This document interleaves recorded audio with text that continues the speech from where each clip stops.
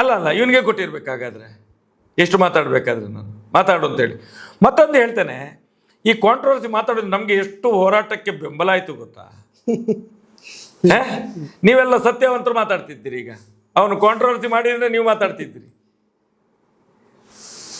ಅವನು ಸತ್ಯ ಹೇಳ್ತಿದ್ರೆ ನಿಮ್ಗೇನಿದೆ ಮತ್ತೆ ಮಾತಾಡ್ಲಿಕ್ಕೆ? ನಮ್ಗೇನಿದೆ ಮಾತಾಡ್ಲಿಕ್ಕೆ? ಹೌದು. ಇದೊಂದು 3-4 ಮಂದಿ ಪಾಪಿಸ್ಟರು ಮಾತಾಡ್ತಿದ್ದಾರೆ, ಅದು ನಮಗೆ ಒಳ್ಳೆ ಬೆಳವಣಿಗೆ. ನಮ್ಮದು ಅವ್ರದ್ದು ಫೇಕ್ ಐಡಿಗಳು ಎಲ್ಲ ಗೊತ್ತಿದೆ, ಯಾರು ಏನು ಎತ್ತ ಅಂತೇಳಿ. ನಾವು ಅದಕ್ಕೆ ಒಂದು ತಾರ್ಕಿಕ ಅಂತ್ಯ, ನಾವು ದೊಡ್ಡ ಹೋರಾಟ ಕೇಳಿದವರು. ಇದೇನು ಸಾಮಾನ್ಯ ಹೋರಾಟ ಅಲ್ಲ, ಸೌಜನ್ಯನ ಹೋರಾಟ.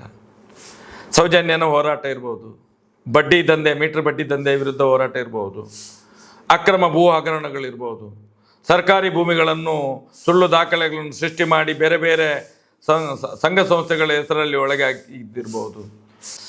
ಇದೆಲ್ಲ ನಮ್ಮ ಹತ್ರ ದಾಖಲೆಗಳಿದ್ದೇ ಮಾತಾಡೋದು. ನಾವು ಕೈಯಲ್ಲೇ ಒಂದು ತುಂಡು ದಾಖಲೆ ಇಲ್ಲದೆ ಮಾತಾಡೋದಿಲ್ಲ.